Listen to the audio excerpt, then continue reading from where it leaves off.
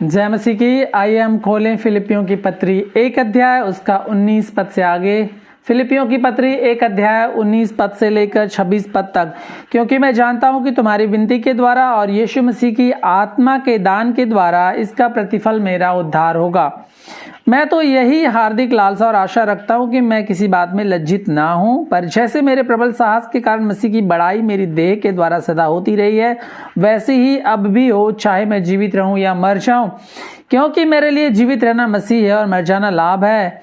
पर यदि शरीर में जीवित रहना ही मेरे काम के लिए लाभदायक है, तो मैं नहीं जानता कि किसको चुनूं। क्योंकि मैं दोनों के बीच अधर में लटका हूँ। जी तो चाहता है कि मैं कूच करके मसीह के पास जा रहा हूँ, क्योंकि यह बहुत ही अच्छा है, परंतु शरीर में रहना तुम्हारे कारण और भी आवश्यक है।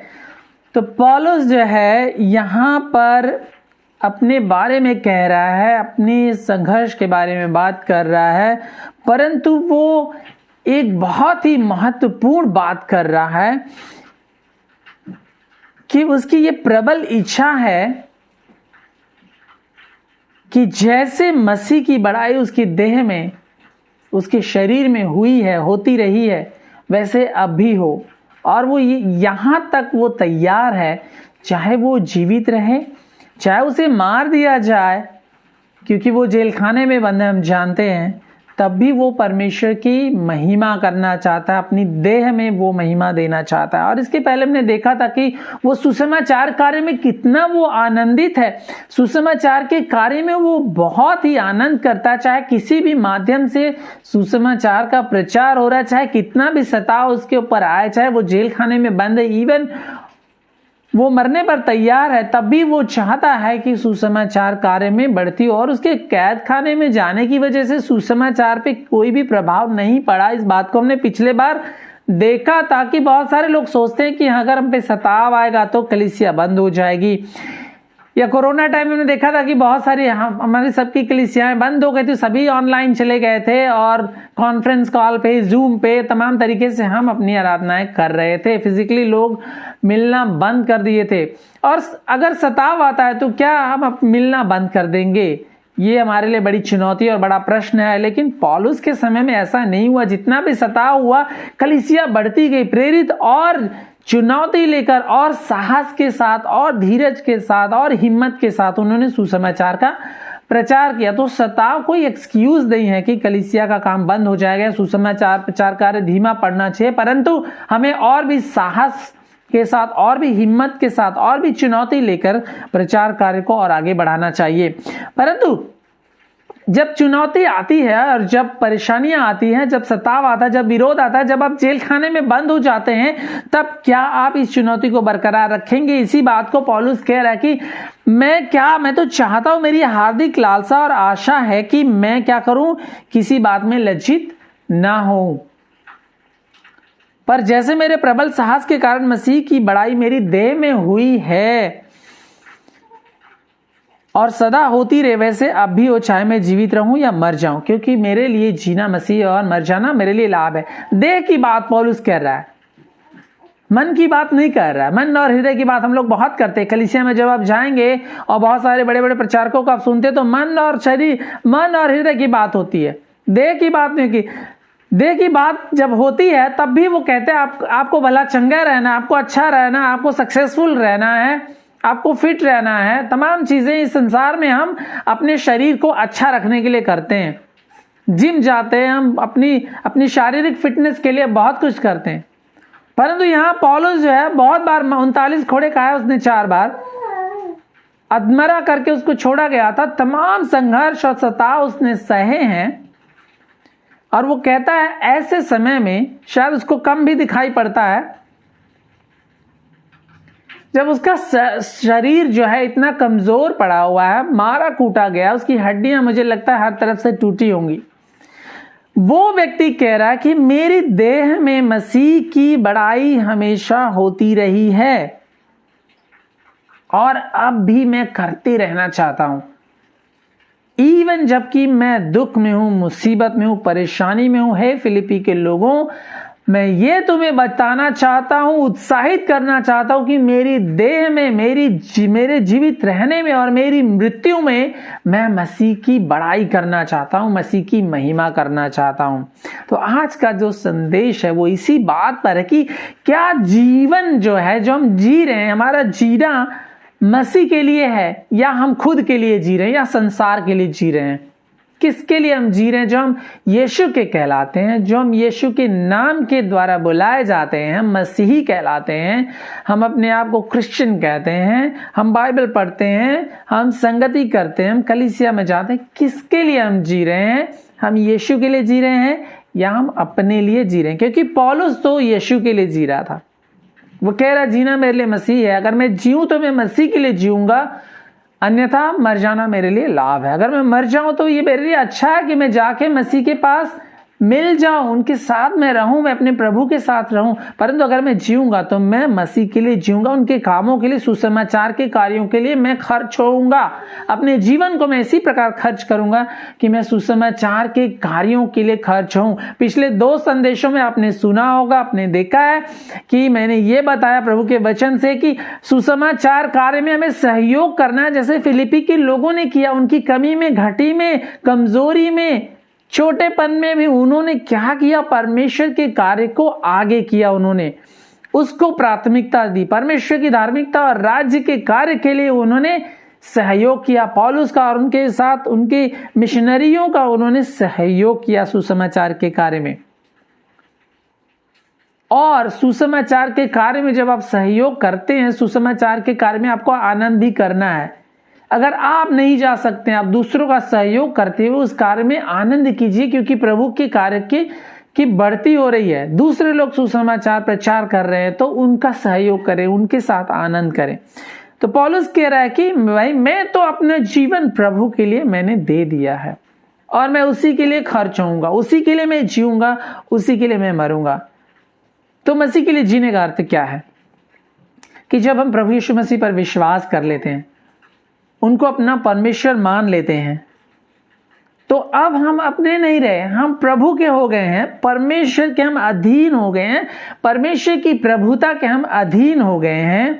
और हम जानते हैं कि अब हम यीशु के हैं और हम अब अपने आप के लिए नहीं हैं। तो रोमियो 14 अध्याय को हम खोलेंगे, 7 पद से 9 पद हम देखेंगे। रोमियो 14 अध्याय 7 पद से 9 पद। यहां पे इस प्रकार लिखा है, क्योंकि हम में से ना तो कोई अपने लिए जीता है और ना कोई अपने लिए मरता है। ये तो पौलुस कह रहा है, अपने संगियों के बारे में कह रहा है। परंतु हम जानते हैं कि हमारे समाज में, हमारे मसीही समाज में भी बहुत सारे लोग ऐसे हैं जो अपने लिए जीते हैं और अपने आप को मसीही भी कहते हैं।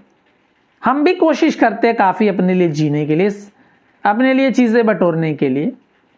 सेवक लोग भी कोशिश करते हैं इस समाज में अच्छा दिखने के लिए, स्टेटस को होने के लिए, कॉम्पिटिटिव लाइफस्टाइल होने के लिए, अच्छी बॉडी होने के लिए। बहुत सारे लोग कोशिश करते हैं अच्छा लुक होने के लिए, अच्छा हेयर स्टाइल होने के लिए। आप प्रीचर्स को देख लीजिए, यूट्यूब पे प्रीचर्स को देख लीजिए, किस तरह वो आते हैं। हमें डूड बनकर नहीं प्रेजेंट करना है अपने आप को, परमेश्वर ये नहीं कहता, क्योंकि हम में से ना तो कोई अपने लिए जीता है और ना अपने लिए कोई मरता है। ये पौलुस अपने और अपनी संगियों के बारे में बात कर रहा है, ठीक है, आपके और हमारे बारे में नहीं बात कर रहा है, क्योंकि हमारा जीवन उस लेवल पर है नहीं, तो इसलिए मैं ये नहीं कह सकता हूं। यदि हम जीवित हैं तो प्रभु के लिए जीवित हैं, पर हमारा गोल ये हो सकता है, हमारा उद्देश्य ये होना चाहिए कि क्योंकि हम जिए तो यीशु के लिए जिए और मरे तो यीशु के लिए मरे। यदि हम जीवित हैं तो प्रभु के लिए जीवित हों, और यदि मरते हैं तो प्रभु के लिए मरे। इस तरह पौलुस कह रहा है, अतः हम जिए या मरे हम प्रभु के ही हैं। यही हमारा गोल होना चाहिए, हमारे जीवन का उद्देश्य यही होना चाहिए कि हम जिए तो यीशु के लिए और मरे तो हम यीशु के लिए, क्योंकि मसीह इसीलिए मरा और जी भी उठा कि वह मरे हुओं और जीवितों दोनों का प्रभु हो। तो विश्वासी जनों को यह मान लेना चाहिए कि हम जिए तो प्रभु के लिए और मरे तो हम प्रभु के लिए। जिए तो प्रभु के लिए क्या मतलब है? प्रभु के लिए जीने का क्या मतलब है? कि हम अपनी दिनचर्याओं में हम उलझे रहें, हम अपने जीवन की चिंताओं में उलझे रहें, हम अपनी कमाई में उलझे रहें, हम अपने जीवन को सजाने बजाने में हम उलझे रहें और बिजी रहें और हम कहें कि हम मसीह के लिए जी रहे हैं, तो ये संभव नहीं है। मसीह के लिए जीने का अर्थ है कि आप मसीह के कार्यों में आप सहयोग कर रहे हैं, आप अपनी भागीदारी दे रहे हैं, कलीसिया में अपनी भागीदारी दे रहे हैं, प्रार्थनाओं में भागी दे रहे हैं, दूसरे विश्वासियों को आप उठा रहे हैं, आप सहयोग कर रहे हैं, सुसमाचार प्रचार कार्य में आप सहयोग कर रहे हैं, आप खुद सुसमाचार प्रचार कर रहे हैं, प्रभु की आप गवाही दे रहे हैं, अपने दानों के द्वारा प्रभु की महिमा कर रहे हैं, सहयोग कर रहे हैं। तो हम जिए या मरें, हम जो कुछ भी करें, हम खाएं या पिए, हम प्रभु के लिए करें, प्रभु की महिमा के लिए करें। हालेलुया। विश्वासी अब यीशु की मृत्यु और पुनरुत्थान में भी सहभागी हो गए हैं। अब वे अपने आप के लिए नहीं, अपने आप के लिए मर गए हैं और यीशु के साथ वो जिलाए गए। तो अब जो हम विश्वासी कहलाते हैं, यीशु के सुसमाचार के द्वारा जो हम विश्वास में लाए गए, जो हम अनंत जीवन के भागीदार बन गए, हम यीशु के साथ हम क्रूस पर चढ़ा दिए गए हैं और यीशु के साथ हम जब बपतिस्मा लेकर हम पानी से निकलते तो हम जी भी उठते हैं, हम उठाए भी जाते हैं। इसलिए हम अपने लिए अब मर गए हैं, परंतु अब हम यीशु के लिए हम जीवित हैं। रोमियो 6 अध्याय में ही हम देखते हैं, 6 अध्याय के 3 पद से आगे हम पढ़ते हैं, क्या तुम नहीं जानते कि सब जिन्होंने यीशु का बपतिस्मा लिया उसकी मृत्यु का बपतिस्मा लिया, अतः उस मृत्यु का बपतिस्मा पाने से हम उसके साथ गाड़े गए, ताकि जैसे मसीह पिता की महिमा के द्वारा मरे हुओं में से जिलाया गया, वैसे हम भी नए जीवन की सी चाल चलें। ओके, क्योंकि यदि हम उसकी मृत्यु की समानता में उसके साथ जुट गए तो निश्चय उसके जी उठने की समानता में भी जुट जाएंगे। हम जानते हैं कि हमारा पुराना मनुष्यत्व, अब यहाँ पे बात क्लियर हो गई है, हमारा जो पुराना मनुष्यत्व पाप का मनुष्यत्व था, सांसारिकता का मनुष्यत्व था, फ्लैशली जो हमारी डिजायर्स हैं, शारीरिक चीजों को पाने का जो मनुष्यत्व था, अपनी महिमा मंडन करने का जो मनुष्यत्व था, उसको क्या किया, क्रूस पर चढ़ाया गया ताकि पाप का शरीर व्यर्थ हो जाए। शरीर हमारे पास, हम शरीर में रहते हैं, लेकिन जो पाप का शरीर है, पाप का जो प्रभाव हमारे ऊपर है, पाप का जो बंधन है, वो क्या हो जाए, व्यर्थ हो जाए और आगे को हम पाप के दासत्व में ना रहें। क्योंकि हम पाप के दासत्व में रहेंगे तो हम पाप में जीवन बिताएंगे और शरीर के कामों को करने के लिए हम लालसा करेंगे। परंतु अगर हम समझेंगे और हम जानेंगे कि क्रूस पर हमारे शरीर को, जो पाप का शरीर है, चढ़ा दिया गया है, तो हम पाप के लिए मर गए हैं और पाप से छूटकर हम धर्मी ठहराए गए, तो हम धार्मिकता के लिए जीवन बिताएंगे। इसलिए यदि हम मसीह के साथ मर गए तो हमारा विश्वास यह है कि हम उसके साथ जिएंगे भी, क्योंकि ये जानते हैं कि मसीह मरे हुए में से जी उठकर फिर मरने का नहीं, उस पर फिर मृत्यु की प्रभुता होने की नहीं। क्योंकि वह जो मर गया तो पाप के लिए एक ही बार मरा, परंतु जो जीवित है तो परमेश्वर के लिए जीवित है। ऐसे ही तुम भी अपने आप को पाप के लिए तो मरा, परंतु परमेश्वर के लिए तुम यीशु में जीवित समझो। तो जो हम विश्वासी जन हैं, पाप के लिए हम अपने आप को मरा समझें, परंतु यीशु मसीह के लिए हम जीवित समझें। इसलिए पाप तुम्हारे नश्वर शरीरों में राज्य ना करे। तो जो जीवन हम लोग जी रहे हैं, तो पाप के लिए हम ना जिए, पाप को हम जगह ना दें कि वो हमें अपनी लालसाओं के अधीन कर ले, और ना अपने अंगों को अधर्म के हथियार होने के लिए पाप को सौंपो, पर अपने आप को मरे हुओं में से जी उठा हुआ जानकर परमेश्वर को सौंपो। पाप के लिए हम लोग मर गए और मरे हुओं में से जी उठा जानकर अपने जीवन को परमेश्वर को सौंपना। जब हम अपने जीवन को परमेश्वर के अधिकार में सौंप देते हैं तो क्या होगा, तब हम परमेश्वर के कार्य को करेंगे। एक गीत है, यीशु को मैं सब कुछ देता, सब कुछ करता हूं कुर्बान। वास्तव में हमें अपने जीवन को के सब एस्पेक्ट, जो हमारे पहलू हैं, हमारा शरीर, हमारा मन, हमारी आत्मा, हमारा हृदय, हमारा परिवार, हमारा धन दौलत, सब कुछ प्रभु के हाथों में सौंपना है।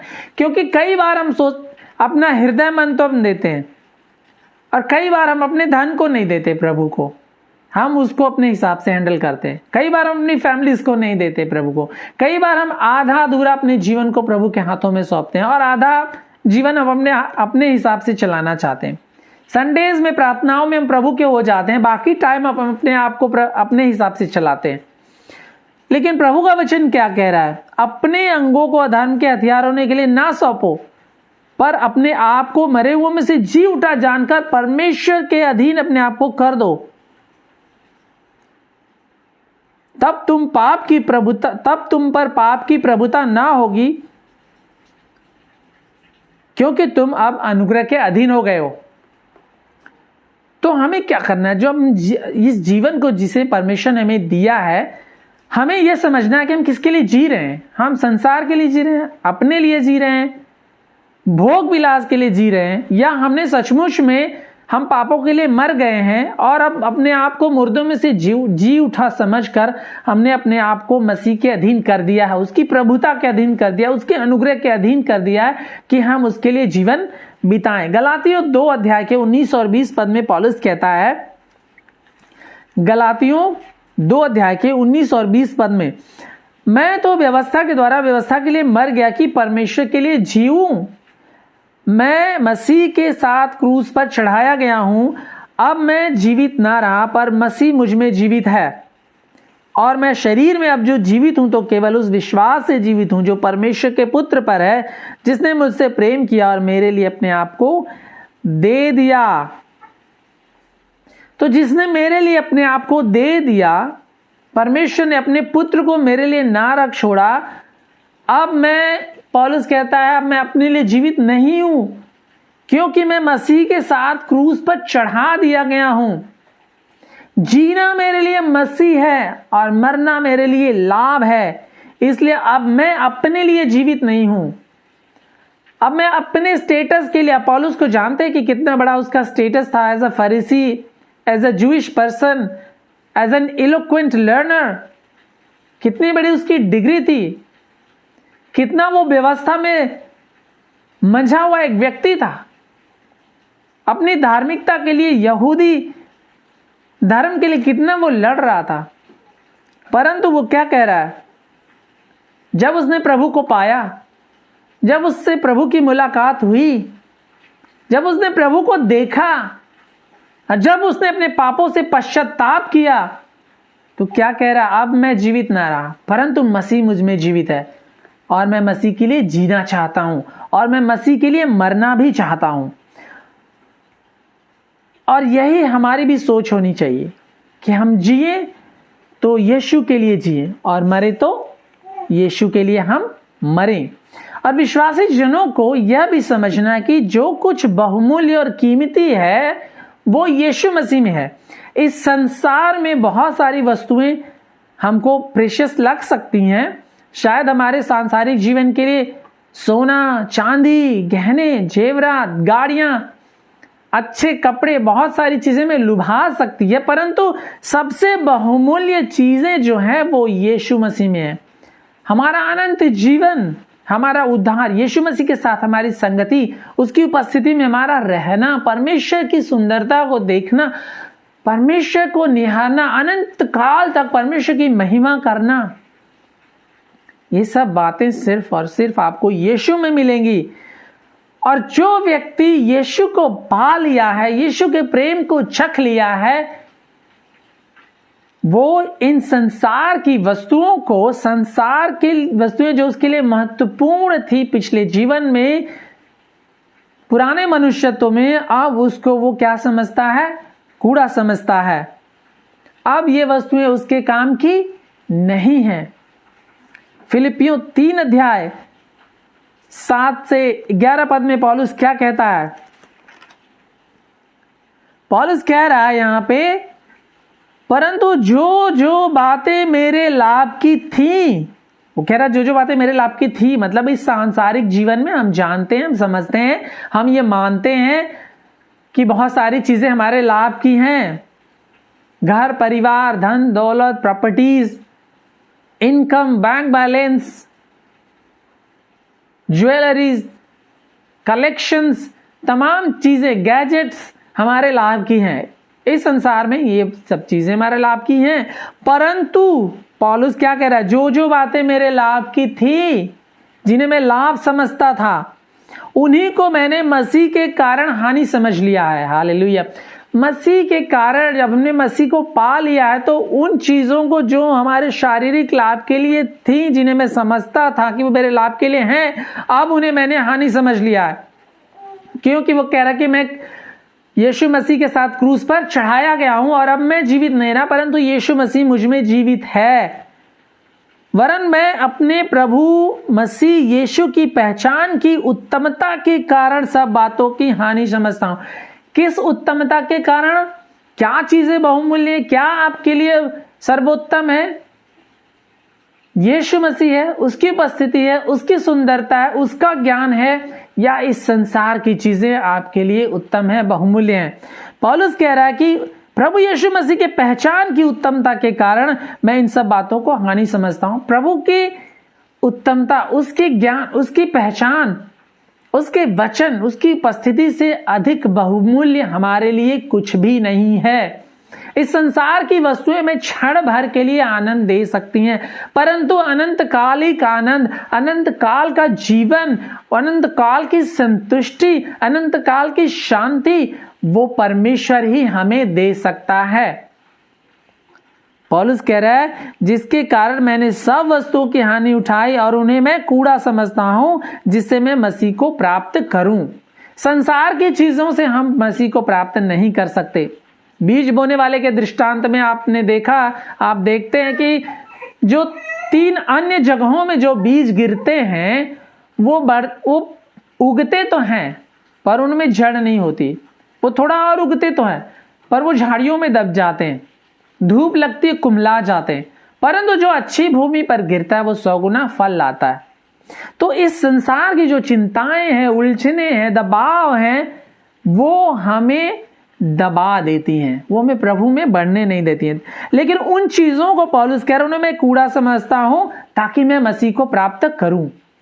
संसार की चिंताएं, संसार की उलझने, संसार की परीक्षाएं और चुनौतियां और चकाचौंध, तमाम चीजें जो है हमें मसीह में बढ़ने से रोक सकती है।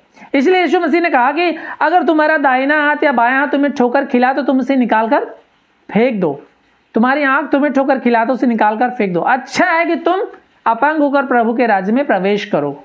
इसका अर्थ क्या है कि जो संसार की चीजें हैं, जो हमें लुभाती हैं, जो हमारे लिए लाभ की हम समझते हैं, जो हमारे लिए उत्तम है, उसको हम समझते हैं, उसको जो प्रभु से हमें प्रभु में बढ़ने से रोक रही हैं, प्रभु के पास आने से रोक रही हैं, प्रभु की महिमा करने से रोक रही हैं, प्रभु की सेवा करने से रोक रही हैं, उनको काट कर फेंक दीजिए, उसको निकाल दीजिए। पर यह हमारे लिए बड़ी चुनौती है कि हम शरीर की अभिलाषाओं से प्रेम करते हैं या परमेश्वर से हम प्रेम करते हैं, परमेश्वर को अधिक महत्व देते हैं।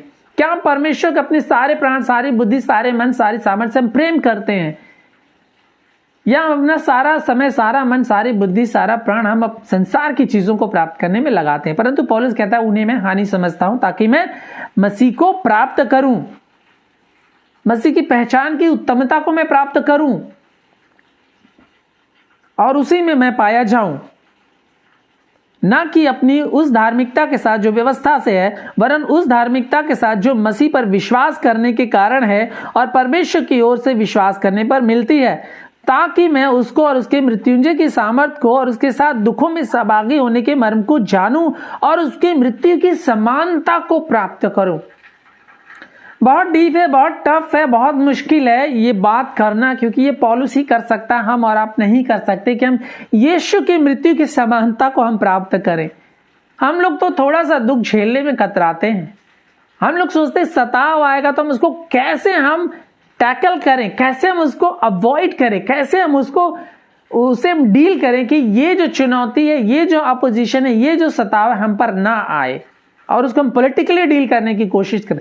कितने चर्चेज ने अपने आप को पॉलिटिकलाइज करके डॉक्ट्रिनली अपने आप को क्या कर लिया है, कमजोर कर लिया है, सैद्धांतिक तौर पर कॉम्प्रोमाइज कर लिया अपने विश्वास को, ताकि उन पर सताव ना आए, उनको कोई क्वेश्चन ना करे, उन पर किसी प्रकार का पॉलिटिकल प्रेशर ना हो, सोशल प्रेशर ना हो। अगर उस तरह से पौलुस करता तो शायद वो बहुत बड़े मेगा चर्च का पास्टर होता। आज हम इन बातों को दरकिनार कर देते हैं, लेकिन पौलुस क्या कह रहा है कि मैं प्रभु के मृत्युंजय की सामर्थ और उसके साथ दुखों में सहभागी होने के मर्म को जानना चाहता हूं। क्योंकि देखिए, मसीही जीवन में जो विक्ट्री है, जो विजय है, वो दुख उठाने के द्वारा ही मिलती है। प्रॉस्पेरिटी के कारण नहीं आती है। समृद्धि सुसमाचार के द्वारा विक्ट्री नहीं आएगी। सुसमाचार जो है यीशु मसीह का दुख उठाने का है। उसने हमारे लिए दुख उठाया, प्रेरितों ने दुख उठाया, और कह रहा है कि मैं उसकी मृत्यु की समानता को प्राप्त करूं और मैं किसी भी रीत से मरे हुए में से जी उठने के पद तक जा पहुंचूं। विश्वासी लोग, हम अपने आप को कहां पाते हैं? कैसा है हमारा जीवन? किसके लिए हम जी रहे हैं? पौलुस तो कह रहा है कि जीना मेरे लिए मसीह, मरना मेरे लिए लाभ है। वो कह रहा है मैं इस बात की लालसा करता हूं और आशा रखता हूं कि मैं किसी बात में लज्जित ना हूं। प्रभु के पास जब हम जाएंगे, हम पहुंचेंगे, तो क्या हम लज्जित होंगे? प्रभु का वचन कहता कुरिन्थियों में, जिसके काम सोने चांदी और हीरे मोती के होंगे वो तो बच जाएंगे, लेकिन जिसके काम घास भूसे के होंगे वो जल जाएंगे। तो हमारे काम किस प्रकार के? क्या हम इस संसार में क्या बटोर रहे हैं? परमेश्वर के लिए बटोर रहे हैं या संसार के लिए बटोर रहे हैं? पौलुस कहता है मैं लज्जित नहीं होना चाहता हूं, परंतु मैं प्रभु को पाना चाहता हूं, उसकी पहचान को, उसके जी उठने की सामर्थ्य को, और मैं खुद जी उठने वालों के पद तक पहुंचना चाहता हूं।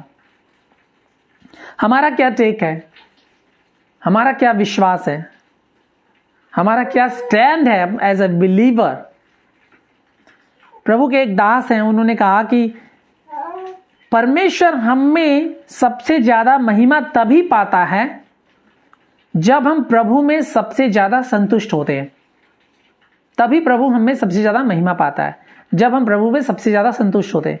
तो प्रभु में हम कब सबसे ज्यादा संतुष्ट होते हैं? क्या जब हमारे पास सब समृद्धियां हैं तब हम प्रभु में संतुष्ट होते हैं?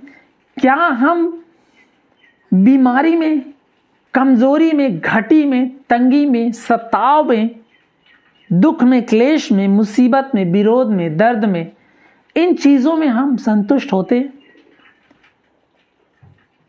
क्या इन चीजों में हम संतुष्ट रह सकते हैं कि जो कुछ प्रभु ने हमें दिया है मैं उसको ग्रहण करूंगा? जैसे अय्यूब ने कहा, प्रभु ने दिया और प्रभु ने लिया, उसकी महिमा हो। हालेलुया। क्या हम बीमारी में कह सकते हैं कि परमेश्वर की महिमा हो मेरी बीमारी में? क्या मेरी तंगी में, क्या मेरी घटी में, क्या मेरे दर्द में हम कह सकते हैं या कहते हैं कि परमेश्वर की महिमा हो इस मेरी सिचुएशन में? और हमें कहना चाहिए, क्योंकि पौलुस के जीवन को हम देख रहे हैं, वो कभी भी अपनी सिचुएशन के प्रति कंप्लेन नहीं कर रहा, शिकायत नहीं कर रहा है, परंतु उसको पॉजिटिवली उसको लेकर के परमेश्वर की वो महिमा कर रहा है। अपने दुखों में, अपने सताव में, अपने कैदी होने में वो परमेश्वर की महिमा कर रहा है, यीशु की महिमा कर रहा है, और वो कह रहा है कि जीना मेरे लिए मसीह है और मर जाना मेरे लिए लाभ है। तो आप और हम क्या चाहते हैं? क्या आप मसीह के लिए जीना चाहते हैं या अपने लिए, संसार के लिए, संसार की वस्तुओं के लिए आप जीना चाहते हैं? आपके जीवन का क्या लक्ष्य है? क्या आप संसार की वस्तुओं को पाना चाहते हैं या मसीह को पाना चाहते हैं, उसके उद्धार, उसके अनंत जीवन, उसकी उपस्थिति, उसकी संगति और स्वर्ग की नागरिकता, जिसकी बात पौलुस इसी फिलिपियों की पत्री में करता है? क्या उस स्वर्ग की नागरिकता को आप पाना चाहते हैं? आपके जीवन का मकसद क्या है? क्या आपके जीवन का मकसद यीशु मसीह को पाना है या संसार को पाना है? एक गीत है जिसको हम लोग गाते हैं, मेरे जीवन का मकसद तू है, मेरे जीवन का मकसद तू है, मेरे जीने का कारण तू है, मैं जीऊं या मरूं वो मेरे लिए, वो तेरे लिए हो प्रभु। इस गीत को हम लोग कई बार गाते हैं। मेरे जीवन का मकसद तू है, मेरे जीने का कारण तू है, मेरे जीवन का मकसद तू है, मेरे जीने का कारण तू है, मैं जीऊं या मरूं वो तेरे लिए हो, तू मेरा प्रभु। मेरे जीवन का मकसद तू है, मेरे जीने का कारण तू है। ये गीत है जिसको हम लोग गाते हैं कई बार शायद, लेकिन हम इसका अर्थ नहीं समझते या फिर हम ऐसे ही गा लेते हैं। पर जब हम इस गीत को गाते हैं, इस तरह हम कन्फेस करते हैं गीतों के द्वारा या वचन के द्वारा, तो हमें इस पर मनन करना चाहिए और इसकी सीरियसनेस को हमें समझना चाहिए कि क्या मैं सचमुच अपने जीवन को प्रभु के हाथों में देना चाहता हूं या देना चाहती हूं। क्या मैंने अपने जीवन को प्रभु के अधिकार में समर्पित किया, उसके अधीन किया, या मैं अपने जीवन को खुद चला रहा हूं या चला रही हूं। क्या मैं पापों के लिए क्रूस पर चढ़ाया जा चुका हूं, और क्या मैं मुर्दों में से जी उठा हुआ अपने आप को जानकर अपने जीवन को मैं कंडक्ट कर रहा हूं। ये बहुत बड़ी चुनौती है मेरे लिए, आपके लिए, हम विश्वासियों के, लेकिन ये परमेश्वर का वचन है और इस प्रकार परमेश्वर का वचन हमें चुनौती देता है कि हम जिए तो मसीह के लिए जिए और मरें तो हम मसीह के लिए मरें, ताकि हमारी देह में, हमारे शरीर में, हमारे जीने के द्वारा परमेश्वर की महिमा हो और हमारी मृत्यु के द्वारा भी परमेश्वर की महिमा हो। तो आइए हम चुनौती ले कि हम जिए तो मसीह के लिए जिए, मसीह के कार्यों के लिए जिए, उसके सुसमाचार के लिए जिए, उसकी महिमा के लिए जिए, और हम मरे तो मसीह की महिमा के लिए मरे। आइए हम प्रार्थना करें। प्यारे पिता परमेश्वर, हम धन्यवाद करते हैं, हम आपकी बड़ाई करते हैं। प्रभु जी, आप दयालु हैं, आप कृपालु हैं। प्रभु, कई बार हम आपको महिमा नहीं देते, हम अपने जीवन के प्रति हम कमजोर हो जाते हैं, हम सांसारिकता में खो जाते हैं। प्रभु, हम इस सांसारिक वस्तुओं को पाना चाहते हैं, संसार में हम प्रबल होना चाहते हैं, बड़े दिखना चाहते हैं, और संसार में हम अपने आप को बढ़ाना चाहते हैं। परंतु हमें क्षमा करें प्रभु जी, हम नादान है परमेश्वर, हम बार बार आपसे दूर हो जाते हैं, पापों में गिर जाते हैं। प्रभु, हमें शुद्ध करें, नया मन दे प्रभु जी, हमें नई आत्मा उत्पन्न करें कि हम अपने आप को पापों के लिए मरा समझकर, मुर्दों में से जी हुआ उठा समझकर, मसीह के लहू के द्वारा खरीदे जाकर, मसीह की लेपालक संतान होकर, मसीह के द्वारा धर्मी ठहराए जाकर समझते हुए प्रभु जी, अपने जीवन को आपके अधीन करते हुए, सब कुछ तन मन धन शरीर प्राण आत्मा आपके हाथों में देते हुए प्रभु जी, हम इस संसार में आपके लिए जी सकें प्रभु जी, और हमारा जीना आपके नाम की महिमा के लिए हो सके, सुसमाचार कार्यों के लिए हो सके प्रभु जी, इस संसार के लिए नहीं हो। और हमारा मरना प्रभु जी, हमारा जीना, हमारे दिन जो इस संसार में आपने दिए हैं, रखे हैं, उन सब के द्वारा प्रभु जी, हमारे वर्षों के द्वारा प्रभु जी, आपके नाम की महिमा हो। हम धन्यवाद देते हैं पौलुस के जीवन के लिए, इस सुंदर वचनों के लिए जो हमारे लिए दिए गए हैं, कि हम उससे प्रेरणा ले, उससे हम चुनौती लें, उसके प्रति हम निर्णय लेकर प्रभु जी आगे को बढ़े प्रभु जी, और आपके नाम को महिमा दें। धन्यवाद देते प्रार्थना सुनने के लिए। विनती हम यीशु के नाम से मांगते हैं, आमीन।